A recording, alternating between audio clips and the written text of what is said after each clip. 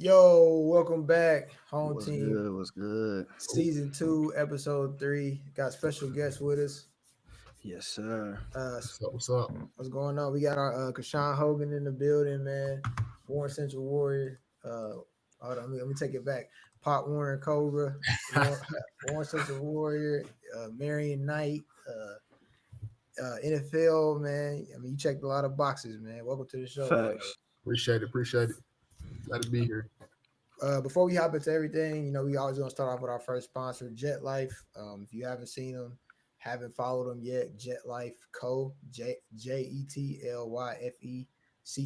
on Instagram, you type it into your search bar wherever you're looking for. They got hoodies. They just dropped the new fall line merch. They got socks. They got flip flops. I mean, they got a little bit of everything. So shout out to Reem, and just the message behind Jet Life is so special, man. Jet Life stands for positivity, love, family, and friends, with the goal of uniting Chicagoland area through high quality designer brand. So, one thing that, most people got in common is clothes. So if you can, bring people to a common goal or a common clothes, well, you can bring people to another stage to talk and, sit down and do things like that. So, as we jump into this one, man, the first thing I gotta ask, man, is how does it feel, you know, and a little backstory about, I don't know, most people, I don't know, most people might know, but not know. I mean, you played, if I'm not mistaken, was it one varsity game in high school? Yeah, I mean, probably got one start, had one One touchdown. one touchdown. The game we lost, the The sectional last game we lost, last game, yeah, my high school career. high school career. So, Mm. like, how does it feel, starting at that to, being the seventh all time leading catcher in NIA to, leading your team to, what was it, two or was it three national championships? We went to two and we won one of Mhm. them. Went to two Yeah, and won. So yeah. I mean, just how does that what does that put your mind frame in? How does that even happen? How do you play one game of varsity and then you know what I'm saying? Your name is etched in record books, bro. Like, how does that happen? I mean, I got a growth spurt towards the end of high school, and so Okay. that helped out a lot, obviously. But I would say more than that, it was just going through the Warren Township, football Mhm. program. Like, nothing is given to you, so it was always a fight. Obviously, having one touchdown, but still getting an opportunity to play college. I knew if I wanted to have more than one touchdown in college, I was gonna have to do something a little different. So Yep. now I had the height. Now I was hitting the weight room way harder. I'm training in the off season, not just hooping every chance I could get. Um, and yeah, really just locked in. Had some people give me confidence. Had some coaches who believed in me, and really just always was trying to get better. Like every single day, I was trying to get better. And the pick, because I mean, I know you personally, so I seen that transition. Because I mean, Darren, you know me in real life. He was shorter than me or the same height as me at a Mhm. point in time in high school. Like, we were the exact same height. And what are you now? A Oh, 6'3". 6'3"? Like, we were sheesh. the same height, bro. Like, literally the same height. But You hit a Anthony Davis growth spurt. Not to man, that extent, but you hit a it crazy was growth it was spurt. crazy. But I just Yeah. seen, like, and we all was going through our different things in maturity in our younger age. But I just could tell, Yeah. like, and this is me on the outside looking in. I wanted you to go back to quarterback. Like, I thought, and I was just talking to somebody. I can't remember who it was. Like, yeah, Krishawn. Da, da, da, da.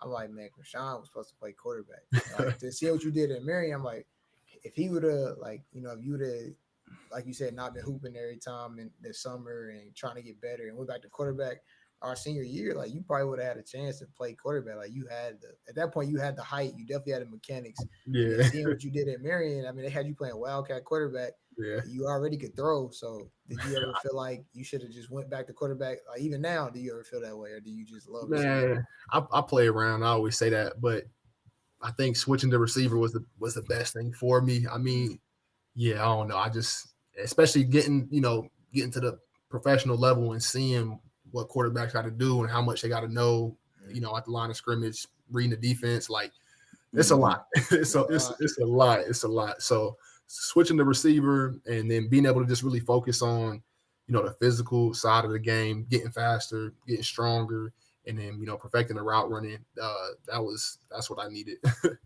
I That's understand. not an uncommon position change either though. Like you see a lot of players do that now. The most notable I can think of right now is probably Julian Edelman, right? He played quarterback in college, and then he's at New England where you got to fit in, where you can get in there, right? Do your job. Belichick be preaching, but you know what I mean. But that's not very uncommon. My thing is like, how did you get to getting on the field or Marion? I mean, you told us about grinding, but like what caused you to? How did you get to Marion? Like they offer you scholarship, you walked on, earned your scholarship, or what happened there? So I actually went to a Division II school before Marion.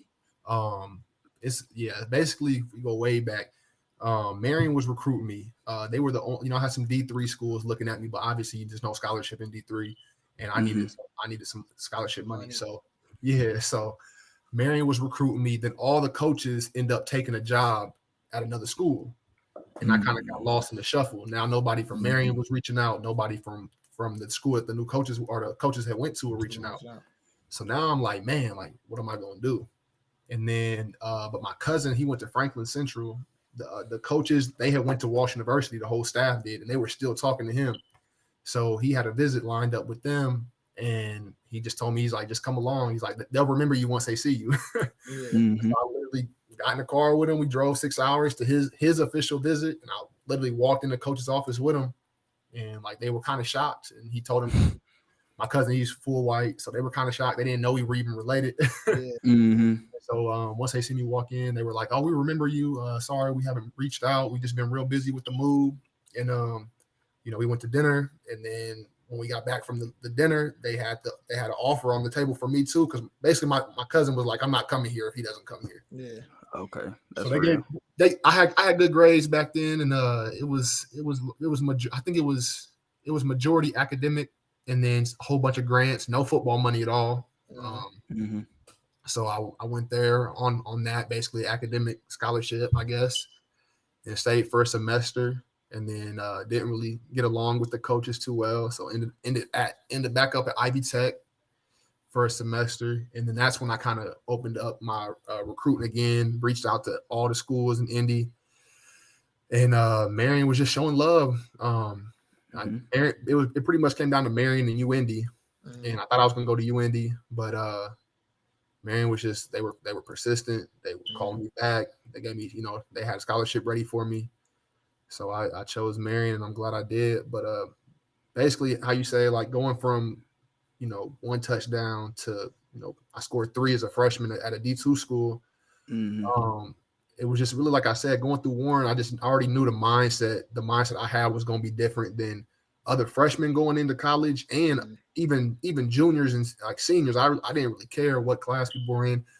I just knew I was getting on the field. Like I didn't care how much. I was like, I got to play early, because like Shaq said, I barely played in high school. Like the amount of games I stepped on the field were so few. Like I was like, man, I just want to I just want to play in every game I can play in. So I went crazy in camp. Yeah. So how that's another thing for come from Warren, and Darren, unfortunately he went to LN, so he might not know a lot about winning and different traditions and things like that. No, they don't have a strong sense of pride when it comes to football over there. They beat y'all ass this year. I mean, no, it ain't my time, but it's a new regime over there. The Wildcats, nigga, ain't the same old shit. But do you? And I asked a lot of players that we went to school with, and older than us, younger than us. Do you feel like that atmosphere at Warren and then going to a smaller university hurt you? Because I felt like once I left Warren, and I was so used to, like, literally it was like football or die. Like all my teammates was on it. Like we wasn't missing workouts. We wasn't trying to not go full speed, go 100%, or you wouldn't play. So then I went to Robert Morris first. Right when we graduated, I took an offer there, and it was like a whole culture shock to me. Like I was like, I can't do this. Like, I immediately transferred. I was like, man, this is what it's gonna be. I might as well just go be a regular, guys. I can't do it. Right. It kind of shook me. I can definitely see like why like how you would have that thought process. But it actually it was opposite for me, because one, Marion, like they had just came. I think they were a year away from going to a championship and winning. So like. They had new coaches, but they were trying to get back to that. So once I got to Marion, like it was very much like, this is our time. We had a whole bunch of transfers coming in. So like we were stacking our team, and like people like how you said how he was not missing workouts. Everybody's on the same page, bought in. Like that's how it was. So even though the school was small and it wasn't no we're just this is just for fun. Like no, we was after something. I can dig that. So then, like going back, at Warren, like when you become the man at Warren, like you basically get special privileges to do whatever you kind of want in the school. Yeah. So like, and what you not experiencing that, and then going to experiencing that high in that college level. Did you see the translation from? Because I mean, I seen like or if I coach at Warren, I go back to Warren now. Like and certain coaches will bring, or not really too many coaches are there from when we were there, but they'll bring you up like, yeah, Krishawn, this, that, and the third. But I was there, so I know like you don't even know. You probably never really had a conversation with Krishawn in your life. Like, how do you deal with that fake love or people like, oh, I used to coach him, just to say it was you type love? Yeah, no, that's crazy. I can remember. I remember when I was at Warren, I forget the coach's name, one of our receiver coaches. It was when I had first switched to receiver, saying like I was playing the wrong position. Like I still remember stuff like that. So dealing with that, people just trying to, I guess, be associated with or acting like they had a part in it, it doesn't really bother me, honestly. I don't know why. I guess I'm just at peace with it. Like, because back then I knew I have more to give, but I mean, like even now when I look back and I tell like who was on our team, I'm like, man, we had athletes like across the board. So like I can't really be mad at the coach for overlooking me. You know what I'm saying? Like it just, were they wrong? I guess I would say so, but I mean, we had the guys who could ball. So it's definitely tough, like trying to manage or, not manage, but trying to feel what's real and trying to get through that. But I don't hold nothing against anybody. You can't hold no grudges, but I know it just be funny. Like, yeah, definitely be funny. Nah. Look at you like what? Like, definitely be funny. I just keep it up here. I just laugh in my head. Laugh in my head. Yeah, that's what you gotta do, man. But go ahead, Darren. I heard you had something to say. So man, your resume at Marion was impressive as hell, right? And so you went to school. Yeah, impressive as hell. Impressive as hell. I mean, I didn't. So you went to school where the transfer portal wasn't really, what I'm saying. It was like It wasn't like it is today. Like now it's like college free agency, right? Like we just had early signing day yesterday where you saw all the young guys signing, but also early signing day for some of the transfer guys that want to get in there. And so if you was to play in today's age, right, with your Marion, would you like stay another year and then try and what I'm saying, enter the transfer portal and get to like a bigger conference school, or would you have probably just felt comfortable still at Marion? Yeah, so I get that question a lot because I have a lot of people reaching out to me like every year, basically a kid saying, I got this D1 preferred walk-on and I got this D2 offer or, something like that. And it's always hard for me to give kids advice on that, young men advice on that because I didn't have a D1 preferred walk-on. If I did, I'm probably taking it. Like I'm saying my 18-year-old mind, anything D1, if I'm hearing that, I'm probably taking that just because I'm like, they're not giving me a scholarship, but they want me to come. They're telling me, so, yeah, that's tough. But so ended up in Marion. Like I said, we were all hungry on the team, and I fed off that. So I fit right in, and I ain't gonna lie. I had times when I wanted to try to send my tape out and go bigger. I mean, I'm not gonna lie. I thought about it heavily. Talked to family about it. Talked to peers about it who played D1. But ultimately, I just felt like I was in a place where people believed in me. I had support, and like I said, we had a chance at doing something special. I mean, we went to 2 championships my first 2 years. So I was like, I'm gonna just keep killing on this stage, and whatever's gonna happen is gonna happen. So that's kind of how I look at it. With the transfer portal now, like the advice I would probably give to somebody, like if you have a D1 walk on, I would like, man, go somewhere, that is giving you a scholarship. Put some impressive shit on tape. You feel what I'm saying? And then you might get a lot more offers, send them out or whatever the case may be, because the transfer portal is so easy to access now. Like they made it extremely easy. You know what I'm saying? And so I just thought that was pretty dope to have. Yeah, I definitely needed to go small school ball because, like I said, I needed the games. I didn't play in high school enough, so I needed that those games freshman, sophomore year just to just to even develop enough to where, okay, now junior year, now I'm really trying to elevate. So Yeah, I needed that early playing time. Because in football, I mean, practicing all, you got to really get game experience. Same way with any sport. Right. I mean, you could be the coldest practice player, but if you ain't getting game experience, you get in there and you a whole new player. That's what happens to most guys. But I mean, that D1. I mean, most kids they see that D1. Oh, it's D1. I gotta go. It's appealing. I was the same way. It's D1. appealing. It is appealing. D1. It is appealing. I mean, I had offers from I had Robert Morris. I didn't have Marion because I didn't have good grades like that. But I had a couple NA offers and JUCOs, and I'm like, man, I don't want to go JUCO. I want to do this, that, and the third. And it was just like, you got to go where they really want you. Like, so I was telling the kid, like, you got to go who really, because like a lot of times, and you probably get tested. Once you become the man or you get a one offer, everybody in that conference is going to offer you the strength that they like you. So you got to understand that some people might offer you an intent to not even really play you. Like they just offer you just so you don't keep you away. So they ain't got to play against you. That's wild. Yeah, you got to understand. That reminds me of even NFL teams do that. Like the Bills drafted Jake Fromm because they had the understanding that Bill Belichick was going to take Jake Fromm. So they drafted him so they didn't have to deal with him or Bill Belichick's system. You feel what I'm saying? So that's kind of that's everywhere, bro. That is everywhere. If you would have been the man at the time when you wanted to be, and you had any school to pick from or a select number of schools, what school would you have to pick? Gators, come on, man.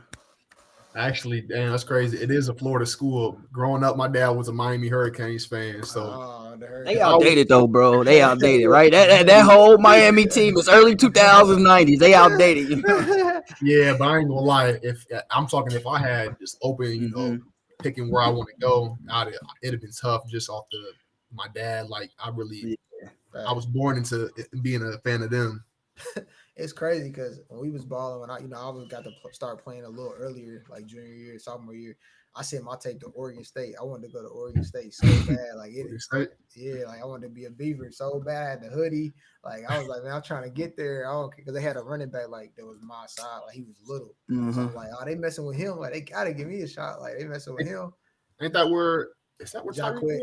Nah, Jacquez Rogers and his brother. I don't know where. I think Tyreek went to Oklahoma State. If I am mistaken. Tyreek who? Hill. Oh no, he went to an Alabama school, like it's like Southern Alabama or something like that. Okay. Yeah, he went to a small school. It was a small school. I think he transferred though to them, didn't he?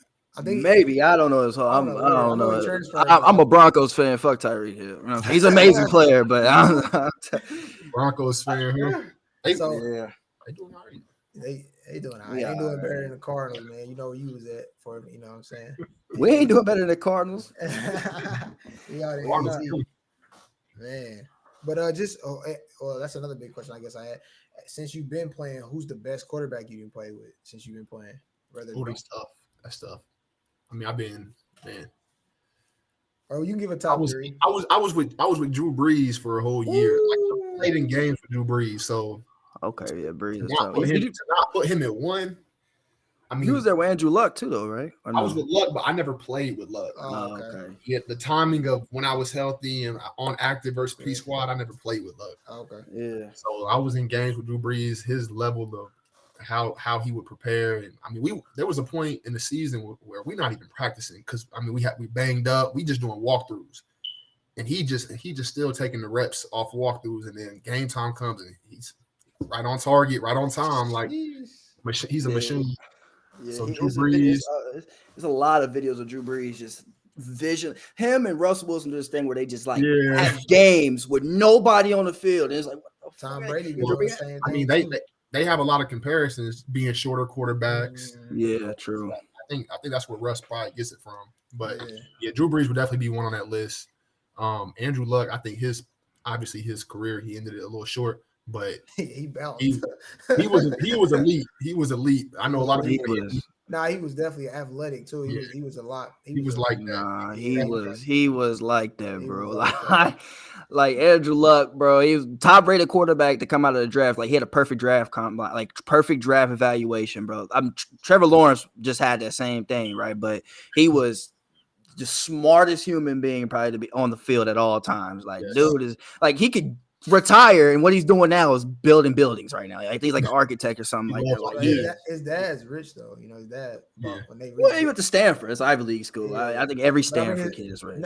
I mean, but his dad doesn't his dad open up like when WWE or the oh no, who's the commissioner of the arena or not American whatever. Yeah, AFL. Yeah, AFL.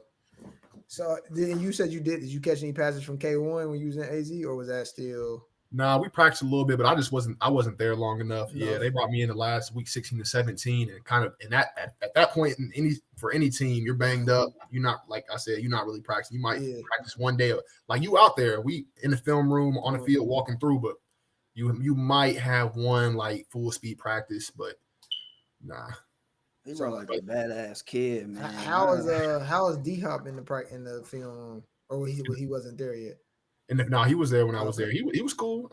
He liked to be coached, you know, but he liked to really talk through things, and he'll tell you why.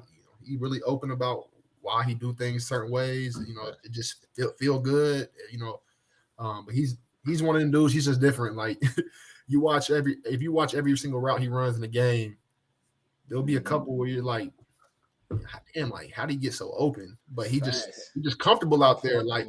You get to a level out there, you know, like T.Y. You watch T.Y. run. Sometimes you like, man, he's not even running full speed, but it's just little tiny things that they do in a route where like it'll threaten a guy. So even though it's subtle, the dude guarding him really gonna really bite at that or flip his hips, and he trying to get out of there because guys like that have that speed to beat you deep, and everybody's scared of it. It's a player like that in college right now that reminds me that just when you watch his film, bro, it's like.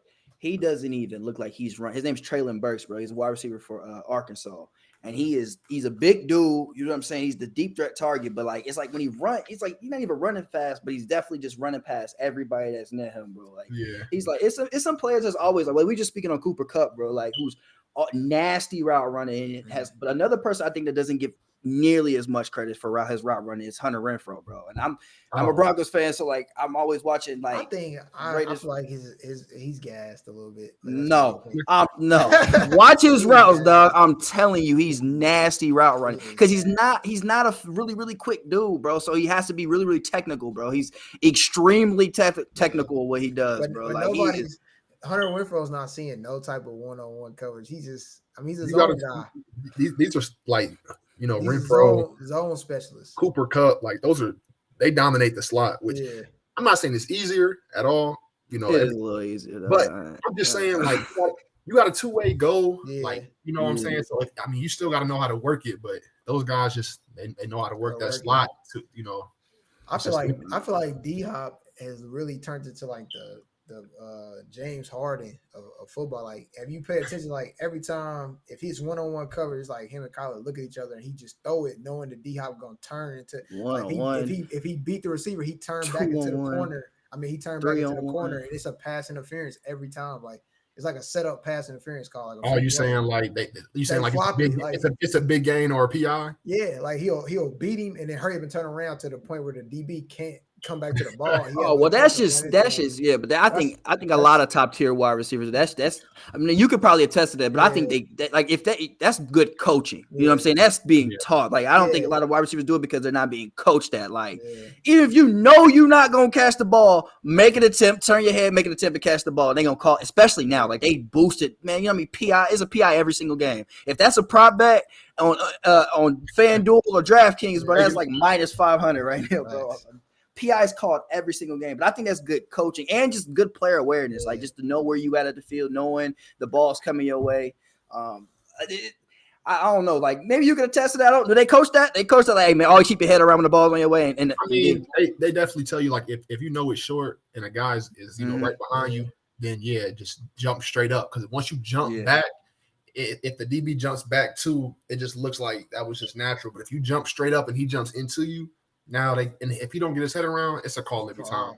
Every time. But it's like it's not even like it's like to the point where now the D-Hop is doing like it's like at the line of scrimmage, Kyler's like, yep, single coverage, do it. And I don't know.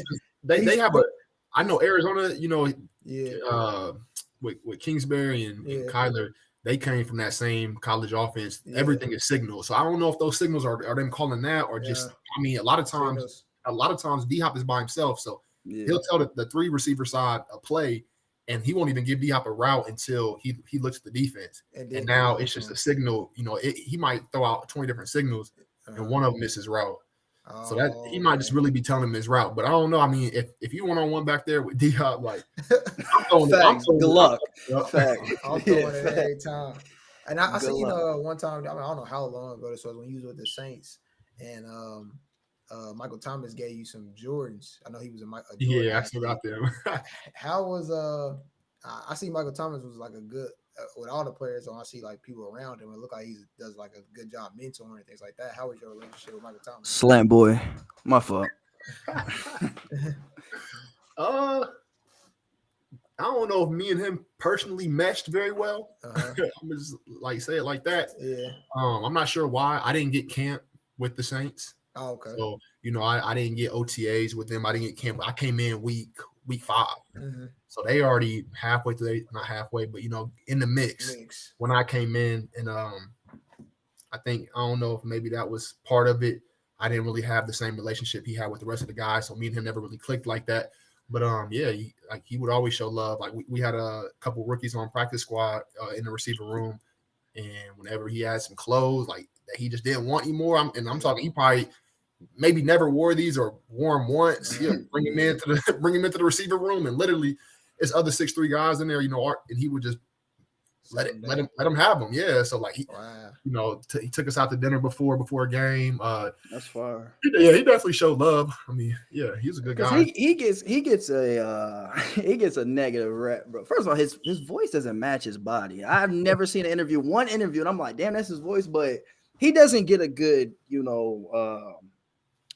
doesn't have a good image, and I'm sure image doesn't really care about me. Like players really don't give a fuck about the image and be like for real. But he doesn't really get a good image. Like people when they look at him as like an aggressive, individual. But when I see sometimes with him, man, I think I don't see him really as a bad guy though. He does remind me of NBA YoungBoy, but kind of the way he's what I'm saying. And he's in the Saints. Well, but like he's.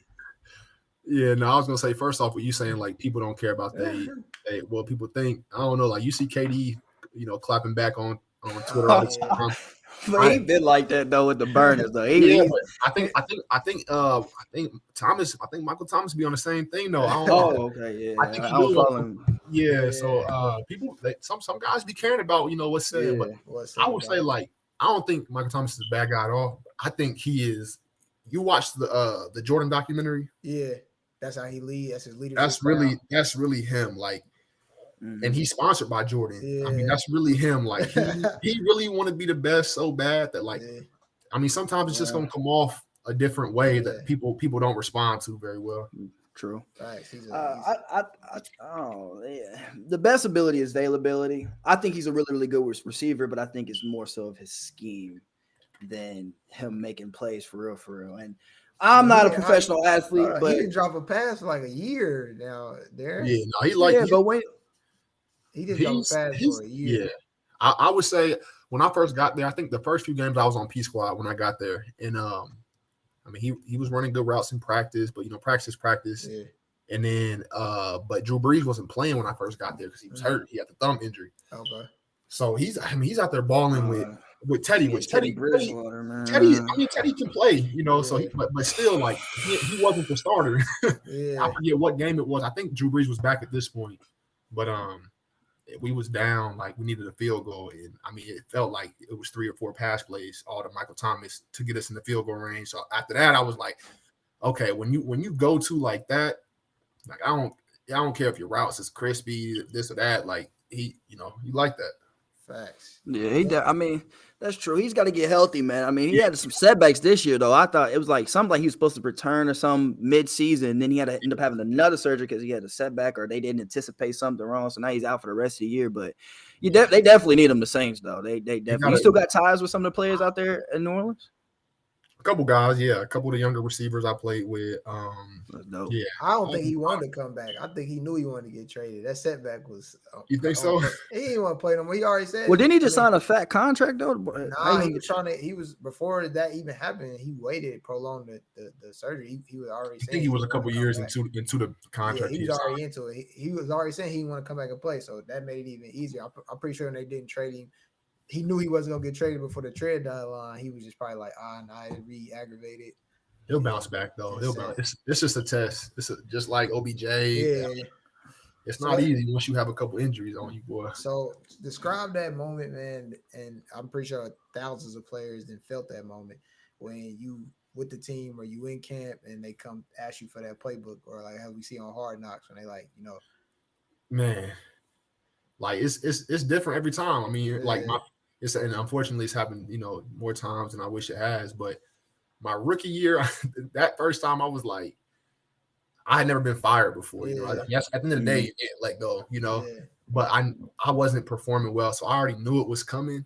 But it still hurts, like when it's like, dang, like I was hoping it could play out a different way. So you always, of course, in your head, you always like, they might like me because I could do this, and I might have a little bit more time to, shake things up. But yeah, I mean, you try to leave on a good note, figure out what you got to do better next time, and I bounced back enough times where like, it is what it is at this point. It's a business. Like sometimes they letting you go because they signing somebody else, a different position, right? Maybe not even a receiver. So if you was just to give up because of that, like, I mean, I would never have played in the game because that's how I felt for a second. But then I was like, nah, I'm gonna get back in there. So like I said, my rookie year when the Cardinals let me go, and then I'm thinking like, man, I didn't put out enough tape to even get picked back up. And then the coach brought me in on P squad. That was like a whole new lease because now I'm in my home city on the practice squad. So I'm literally in practice just to get the team better. So now like it was really no pressure of like, oh, I got to play a game this week. It was just have fun out here and go crazy. And that's what I started doing. And then that's how my confidence grew back up to where it's like, okay, I belong in this league. And then that bloomed into a lot of different things. So with you, being let go, or like you said, it's like that, almost like you getting fired. Now you got 3 kids. You got are you married yet or fiance? Okay, fiance. Oh, so congratulations on that. So how is it getting their mindset and staying strong for them when you bouncing during the season over the last years, you have to bounce around from different teams and not knowing if you got to pick up and go here and there. How do you guys handle that?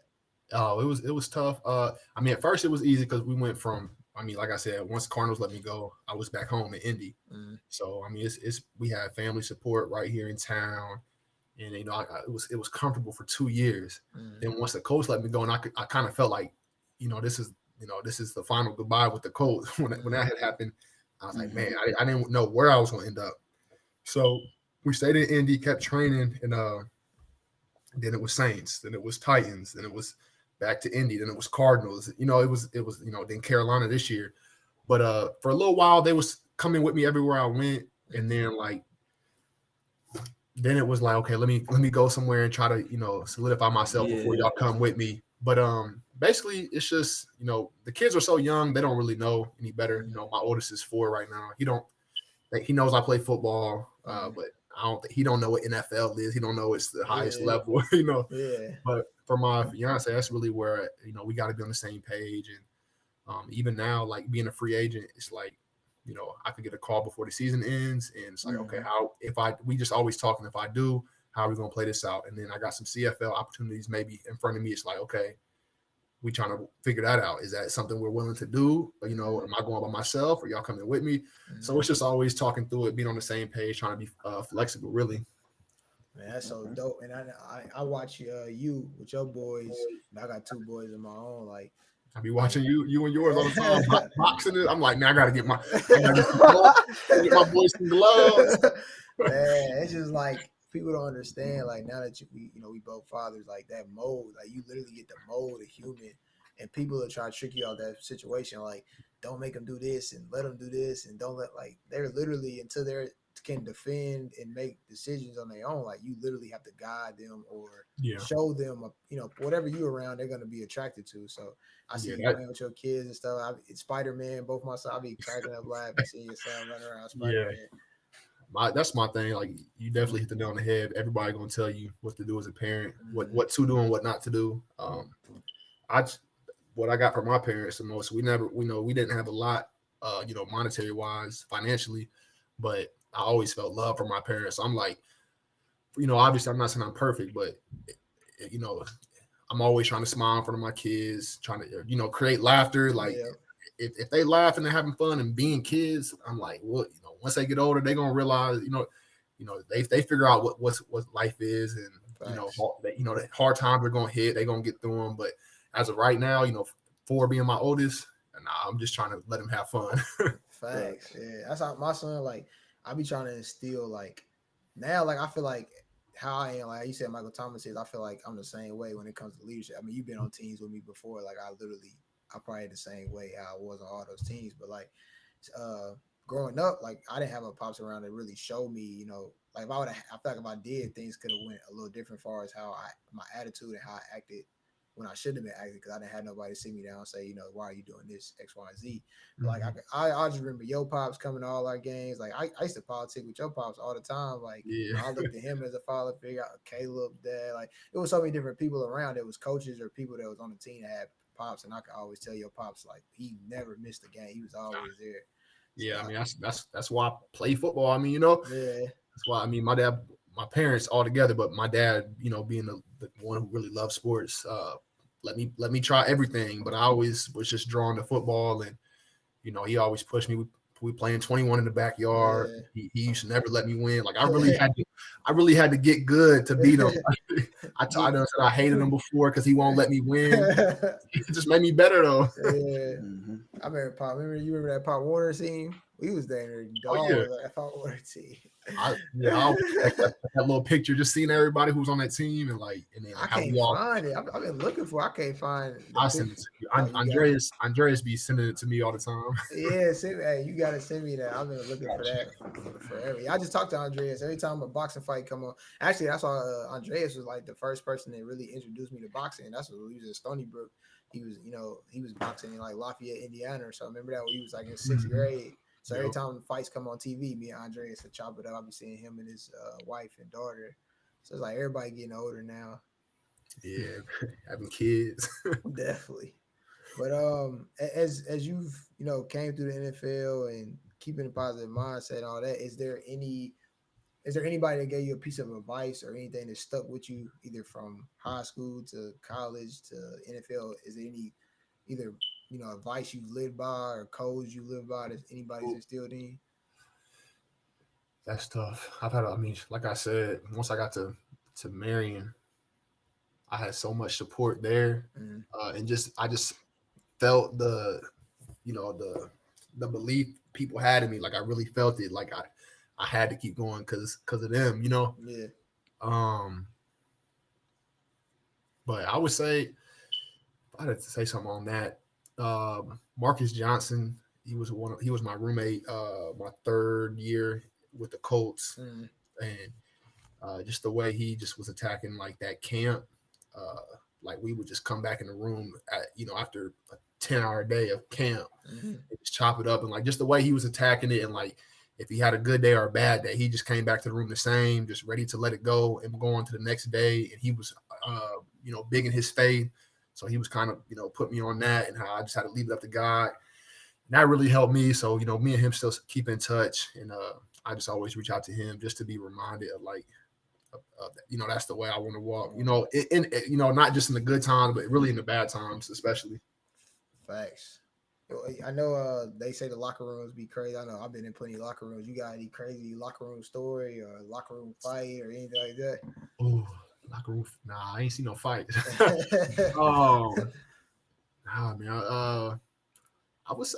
It ain't really crazy, but I guess just coming in and seeing everybody on the team with the J's in front of their locker. Oh yeah. Like I still have not worn them shoes just because I'm like, man, I don't want to mess these up. Like, hey, them is history right there. They still in my closet in the box. I put them on before in the crib, just to put them just to have them on. And was they 11s? Breads, yeah. Bread 11s. I'm like, I see. I'm like, that's dope. I'm like, oh my God.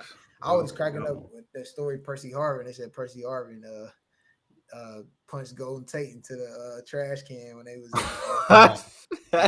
in Seattle. I heard some wild stuff, but I don't know. Really, we just being there goofing around like like before the Super Bowl too. My fault. You good. We be in between meetings, just goofing around. Some teams have ping pong tables in there, I don't mess around on that. Some people way too good for me. I had to get that up. Ping pong. Yeah, some people there. Who was like the most trash talking person you ever been on a team with or went up against or anything? Ooh, that's tough. Oh,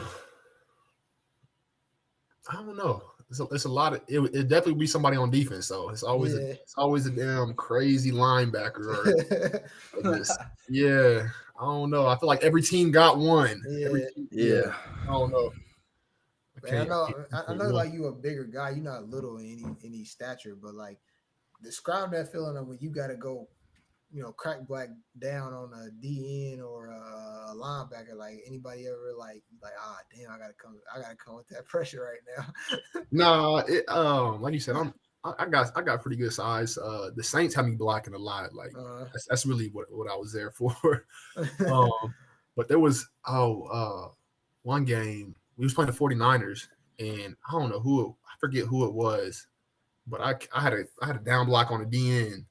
And I swear to God, he was like 7 foot tall. I'm like, and I just hit him, and it was like I knew I wasn't about to drop him anymore, so I just latched on. I was letting him go. He was going where he wanted to go. But I was like, but you're not gonna make the tackle. Like you're not about to make the tackle. I don't know who it was. He was definitely like 6'7", 6'8" at least. Oh my God! So what was the craziest, or not? I wouldn't even say craziest. All right, like when you first got that first check and you knew it was real, what was the first thing you ever bought, like for yourself? Like he's like, I'm buying this. I did what I accomplished to do. This is for me. Yeah. So at the time we was living in an apartment.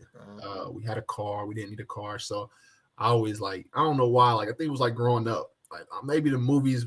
Maybe it was my pops. Like you had to have a nice TV. Yeah. So I got that first check. I went to Best Buy. I'm like, I'm living in Best Buy. I'm like, what's the best TV in here?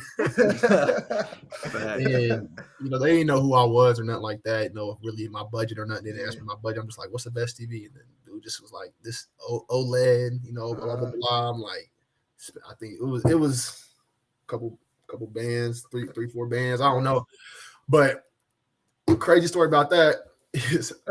I had to leave that TV in New Orleans. Oh man!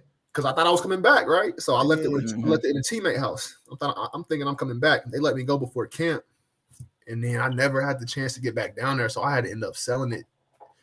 Man! I'm still hot about that TV, bro. Hell, man, I had to sell. I had to purchase. You don't even got the first purchase with you no more, man. Man, when I first got my job, the first thing I bought, I got on goat.com. I bought me a pair of Yeezy 750s. They were I remember that shit. They was like 1,300. It was like 1,300. I got in there. I was like, man, forget it. I remember that shit. I mean, like, Tyler, you know me, like, like what we decided. I mean, everything we came from. I'm like, man, when I seen, I do safety. They gave me an offer letter, and I started working. I'm like, I looked at what I was about to make. I'm like, man, I done made it. Like, I felt like I remember that was my slogan. We was in college. I went to college with Darren. I went on a champagne diet from the time I signed my offer letter to the time I walked across the stage. I started working early. I'm buying Moet every single. We going to the house parties, and I got bottles of Moet. Like, showing out. It was, man, I don't regret none of it though. Like, I literally felt like people didn't understand like that pressure. Like, and even then, like what we say that now, most people would tell you that they didn't think I would be where I'm at right now. So it was just like, it just felt like I proved them wrong, and at the same time, I proved something to myself that I was better than what I was doing. So it was just, I mean, crazy. It was surreal. I mean, it's still you gotta have that. You gotta have that pride. Yeah, got to. But man, we ain't gonna. Darren, you got any more questions? No, we ain't gotta keep them all night. Yeah, I don't want to keep. Well, I got a few questions though, but it's just like little, like just want to get your opinion on something. So, you've played with a couple of like college coaches, right? I mean, you played with a couple of college coaches that made it to that was in the NFL, right? I think he was Cliff Kingsbury. You said you was out of Arizona with. I'm trying to think. What else did you say? Cliff, whatever. Huh? Matt. I said Matt Rule. Oh yeah, Matt Rule, Panthers. That's what I was thinking of. Yeah. So, why do you think like coaches that come from college, like, and I'm speaking specific. I'm dropping that. I'm speaking specifically on Urban Meyer, right? Because he just right. Because in college he was the guy. You know what I'm saying? Like, it's Saban and you had Urban, right? Those are arguments. But you got to think he had the players. Right. That's right. That's the thing too, though. Like, Jaguars I don't want to pack. I mean, they're like the Kentucky of SEC compared to NFL. I don't know. Jaguars got some players, dog. Yeah, they are Jaguars. I mean, they sad, but they got some players though. They got some players. One more than 2 games though. Like, I think 2 games a little. And the 2 games they won playoff. They beat playoff teams in the 2 games they won. They beat the Bills. Yeah, the Bills. I guess Falcons. I mean, the Dolphins might sneak in there. But I knew Urban Meyer was crazy when he made James Robinson split carries with Carlos Hyde, like starting off the year. I'm like, what? Like, how you? That was his guy. You know, Carlos Hyde. That's O State though. Like, that's what I'm saying. State, that's his problem. That's how coaching is though, man. Like a lot of times, it's coaching is, you know, who are your guys. I mean, look who he brought in, Tim Tebow. Yeah, that was ridiculous. He brought what's Whoa. Tavon Austin. Oh, okay, never mind. Yeah, well, I guess never mind. Yeah, Tavon Austin. But him bringing in Tim Tebow to play tight end was that was the first strike right there. I would have already, like, the GM was like, what?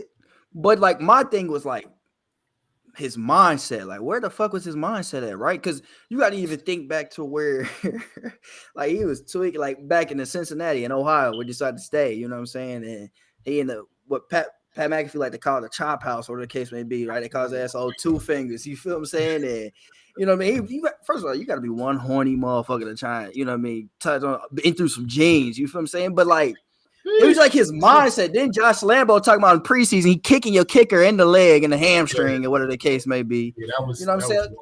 That was like, I just didn't get where his mindset was, you know, because in college, I mean, people would say he was an amazing leader. Like, he was like, he had the guys, but like, he could lead a team. Like, he could lead the locker room. He could control the locker room. And then he come in here and he never had control of the locker room in any aspect. You're talking about guys who were, you know, like in college, guys, you know, players' mindsets are different too. Yeah. So you worried about your playing time, like coaches, you know, you worried about what the coach is saying to scouts, like, so, you know, it's a lot easier to influence a team of college men, you know, opposed to guys out there. And a lot of these guys been in the league. Like, he came to the Jaguars. A lot of these guys been in the league for a minute. So like, he's coming into this team probably telling them what it is, and like, they've been in the league. So like, they know it's a business. Like, they know how it works more than him, you know. So he just probably tried to do too much. Honestly, I think. I just feel like he had his picking in college, like, and on top of that, he's a run first guy. You know, he get tricky with the passes. Trevor Lawrence is a true pocket passer. Like, you got Trevor Lawrence out here scrambling for his life. Like, he Tim Tebow or that wasn't designed though. That was because I don't think the line is bad. I think we're about to see the same thing in college now, like with these NIL deals and these players getting paid. Like, all these coaches are coming out complaining about the transfer portal and pay, you know, players getting paid, and like, you're about to see these, like, how good these coaches really are, because they're not about to recruit the same way as they always have. Like, I mean, Deion Sanders just got the number one player, Travis Hunter, bro. Yeah, he flipped him. What's so sick about him flipping him was that Travis Hunter was FSU for the past year and a half, bro. Like, he was locked FSU, and then prime time come and just I don't know if you play DB, but it's NIL though. It's NIL though. Even if it wasn't NIL, if I'm the number one DB in the state, and Deion Sanders comes to my house and tells my parents, "Come play with me," all it takes is one. That's what the. But he was going to FSU. Where did Deion go? FSU. That's DBU. Right. Where did Jalen Ramsey go? Like, that's a fraternity of guys that he can have connections with regardless. That's FSU without, but he's about to get coached up for the next 4 years by Deion. I agree, but I think it's the NIL deal, because I think he got like 1.5 million or something crazy like that from just going there with bleacher. You could think like Deion could call Deion. All it takes is one call. He said it on I think the game. What's the Brandon Marshall podcast? He said I could call whoever I want and turn Joe Smo into the next 5-star athlete because Channing Frye was saying he could never. He said ain't no Well, ever. he was saying something about him not getting, but he was saying something about him not getting the stars, like getting the 5 stars. Well, he did that, right? But I definitely think NIL and Barstool was a huge part of that because he's getting 1.5 million. Like now FSU boosters trying to do some sue or whatever the case may be. The bar, it's a whole lawsuit, whatever the case may be. Oh, they got the boosters of this is crazy. They pissed. I mean, this guy said, "Look, I'm coming to play for y'all for the last year and a half." Early signing day, this nigga flip on me. You know what I'm saying? Like the day he's supposed to. That's the same. College coaches be doing the same thing. Yeah. So. Oh, facts all the time. Yeah. So, but if I'm the number one, if I was ever a number one player, and I already he already got like 8-point-something million followers on Instagram. Like you can sell yourself now in this day. Right. Like market yourself. If you're the number one player, you can go to it. It don't matter if you wasn't getting money. You can leave and go wherever you want. You still gonna get the same type of love. Now, if you were look at Quinn Ewers, or if you a bottom tier, like a bottom tier player, like you a 1-star, 2-star. Now it's nobody knows who you are. Like Mickey, the basketball kid, like his name Mikey, like bro, he got more followers on Instagram than probably like half of the people in the NBA. Right. Like right now, like that's ridiculous. Like he can do whatever he wants. Yeah, it's a college. I'm going to Dion though. To answer your question, if Dion sits in my house and say, "I want to coach you at DB," arguably the greatest DB ever, and Dion, you got to think Dion Instagram posts average almost 40-something thousand people. But Dion got he got his words like music to your ears, bro. Like, he got it. Like he can, you know what I'm saying? When Dion talk, bro, you locked in. Listen. So I feel like I don't feel like this is gonna be the first time we're gonna see something like this. Especially what y'all think about when he told the reporter to call him coach. I mean, I understand what he's trying to do because he wants the same respect. Like you want to go in there and call whatever Nick Saban's name is, or I mean, it don't even got to be about race or anything, but just the same professionalism. Just because I was Dion or I was primetime then, I'm a coach now. I want to. Yeah, I'm like. I feel like he could have did it off camera. It didn't have to be a big show. Right. It was, but that's what he is. That's prom though. Yeah, that's been prom. But I mean, like he gotta understand, he dancing on camera. He got a camera crew 24/7. Barstool, and he got his own podcast on Barstool. So it's just like. Ain't even have like a documentary or something. Like, he doing this thing. He everything he said he was going to do. He did for this HBCU. He's doing it. Like he is changing the game, and that's the dopest thing ever. Though I like that. Though I like when people come in and spice some shit up and change the shit up. I seen that Ray Lewis. I mean, cut you off. I seen that Ray Lewis was a finalist for Grambling State head coaching job. It's a lot of HBCUs I seen today are getting big name coaches. Yeah. TSU guy.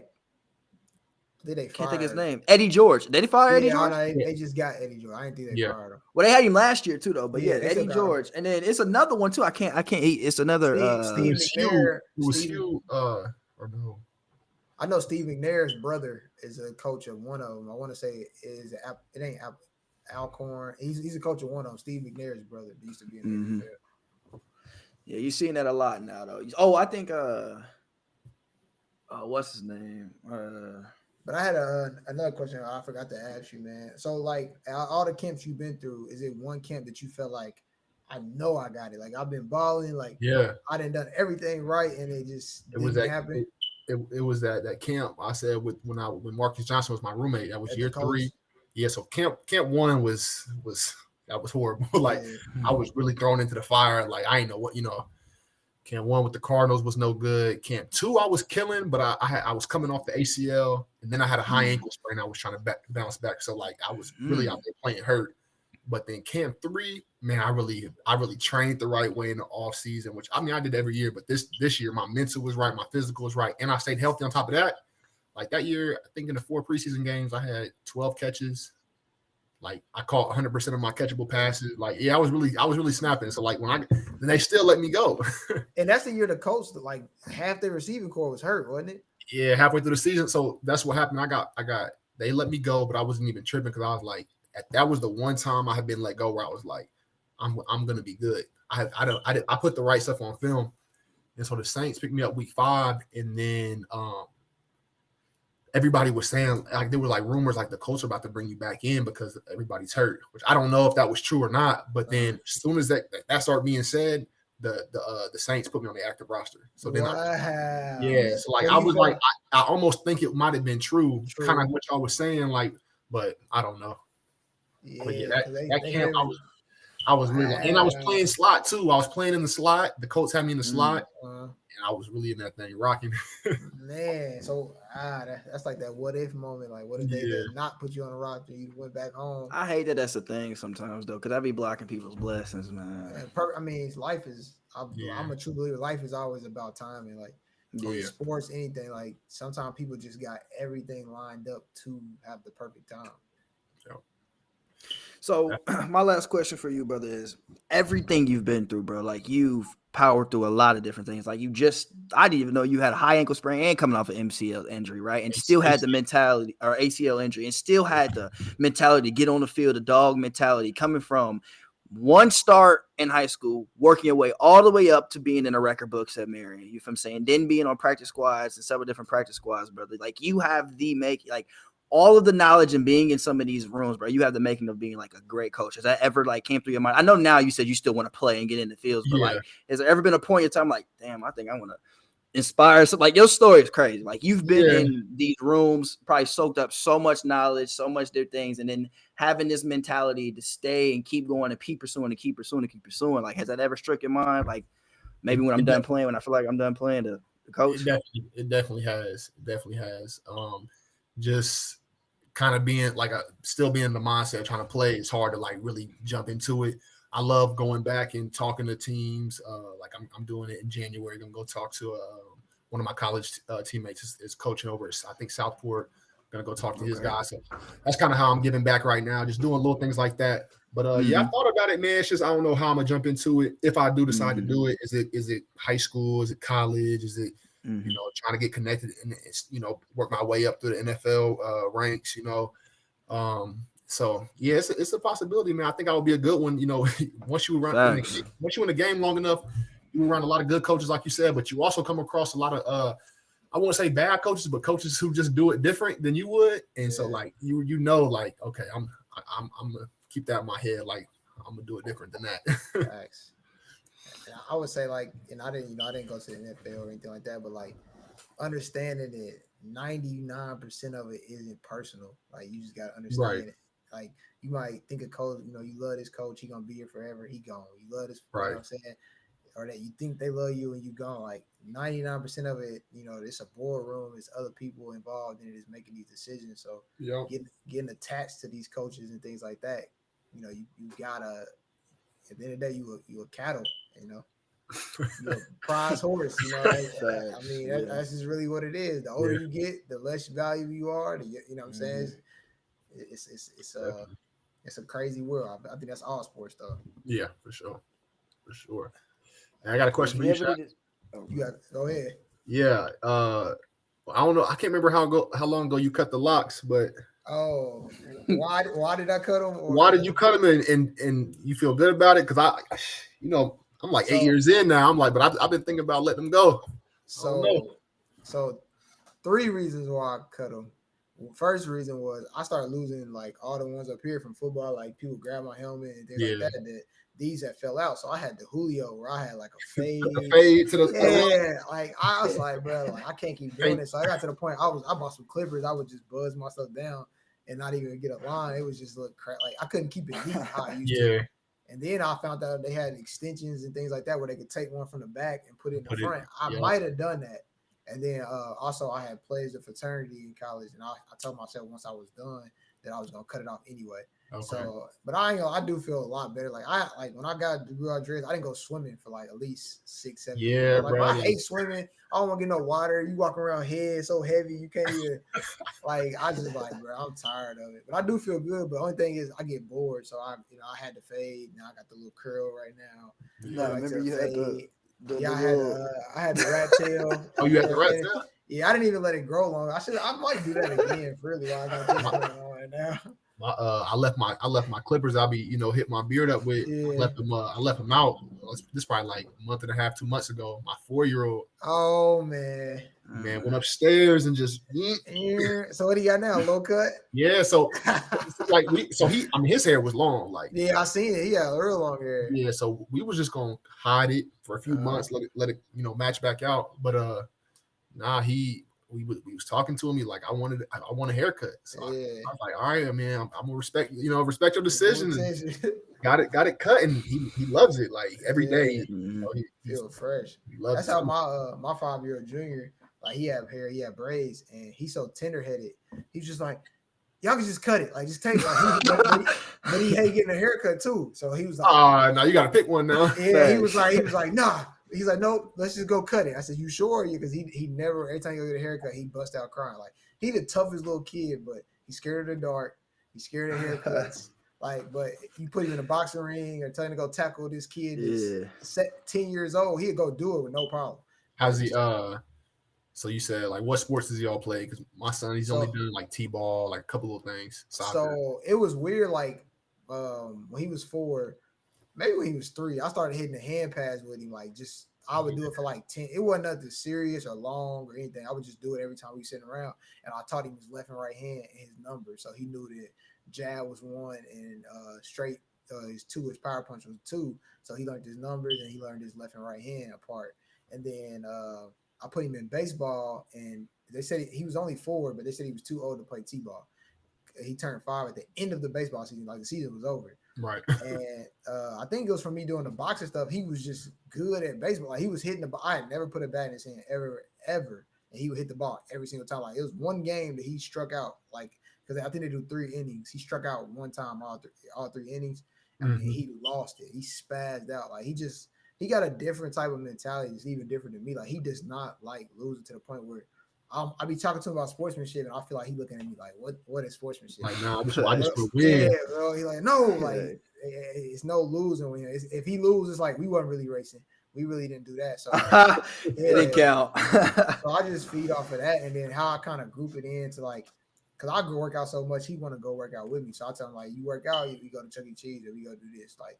Because he liked the game. I know your son probably liked the tablet and stuff like that. I try to break up that monotony of that tablet. Like, we go work out, we can go to Chuck E. Cheese. You go work out, we can go to the jump place, stuff like that. Like, I'll make him balance. Make him earn that type of stuff. But I play the game, so I'm not gonna sit here and tell him you can't play the game. Like that's what I do to unwind. You can do the same thing, but we gotta make sure you hitting X, Y, and Z at the same time. That's how I was growing up. I would go to football practice and go home and play the game at 2:00 in the morning and replay my day the next day. But yeah, cut the locks, man. Go ahead. You probably feel better, feel loose. And I've been thinking about my fiance is not for it. And it's I say I want to, but then like when I really sit down and think about it, I'm like, because I twisted up like the day after we graduated. So that's when stuff really took off for me, So I'm like, you superstitious. But I never told nobody this, man. Oh, I did. I think I was telling Coop and them, like, you know how our senior season just went downhill, bro. Yeah. Like I was super superstitious. I wasn't even Catholic, but you remember everybody used to wear the rosaries and then little Catholic braces. I used to wear one on my ankle all the time. Like I had it on my ankle from freshman or sophomore year up until our senior year, and you broke it, bro. Like in the middle of the summer, we was playing. You didn't do it on purpose. We was playing around, and you grabbed me, and it snapped off my foot, and all the bees went everywhere on the turf. I'm like, bro, what? And then that whole year, it was like, that whole year it was just like left and right, like everything bad was happening. I don't remember doing that. I must have been trying to make up for it. Remember, I gave them the Batman socks with the cape. Yeah, I got in trouble for wearing them too. Yeah, you did. I wore them in the game, bro. Because I wore them in the loop. Oh, I got in trouble for that too. It's like, cover it up. I'm like, oh my god, they ain't let us have fun though, bro. We supposed to have so much fun, bro. It was just too tight. Like we shouldn't have lost to nobody. Nah, but it was. If I thought Coach Nick Hart would have stayed, like I just thought our offense was all over the place. Wing T 1 week, spread the next week, back to wing T. Going back from Coop and Jeff. Yeah, they alternate. I've never seen that ever work in real life. If somebody can tell me a time where that worked, then I agree. I've never seen a 2 quarterback win like that. Nah, it don't work. Look at Darren, he trying to think of one. It ain't none. It ain't none, bro. Like that's it. We was having our quarterback Jeff George. You know who Jeff George is, don't you, Darren? Yeah. His dad a Warren legend, ain't he? Yeah. His junior, our senior year, his junior was a junior. Matter of fact, a junior in high school. His son and him and this other dude named Coop. they would go back and forth. Coop was kind of more one drive, one one They drive. might do 2 plays and pull. I'm like, bro, like we come in and get a false start. It was just Dan Mullen was trying to do that at the University of Florida for the first 2 games, and it But that's the dude with the horrible. locks, and Emory Jones and Jones. AR-15. Yeah, now you can't do that. You got to pick one. But man, it was all fun, man. Fun times. Yeah. But before we get out of here, man, we're gonna shout out our last sponsor, man. And I'm gonna send you that link on Instagram too, man, for the beard. As I keep my beard moist, man, loose and pomade, man. We use the Magnolia Co. Family owned. They from Indianapolis. They got beard oils. It got like a little bundle kit. I actually bought like 3 people in my family one for Christmas. 3 of the males in my family, but you get a bundle kit with a comb. They got smokehouse scent, citrus. I got the citrus. I like the citrus. It got a little orange scent to it. Yeah. Smokehouse, and I can't remember what the other one was. But yeah, I mean it's a whole kit, man. I don't know how long you let your beard get, or if you ever let it grow. But I do. Yeah, I start out with the oil. Then they got a skin butter that you actually rub on your face a little bit. I mean, it had you looking Charlemagne, like you know how Charlemagne Charlemagne be looking smooth, you know what I'm talking about? His face be looking like he got hella Vaseline on this stuff. Bro. But you hit that, and then they got a pomade. And I do all 3, but I only do it like when I'm going places and stuff like that. I don't do it every single morning because I be outside construction and stuff like that.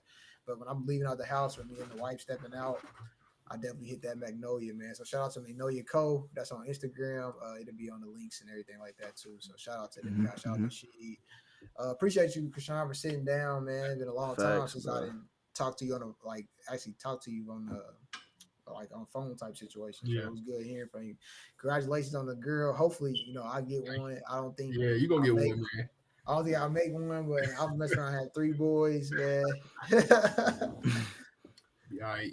Keep going, you'll get one. Yeah. But all right, man. Much love, and wish you well if it's back in the NFL or CFL or coaching. Rooting for you, brother. Or if you get the coaching, you need a scout. Let me know. I got you. All he gonna send you is Bronco information. Nah, scout, bro. But all right, man. Appreciate it, love. Thanks.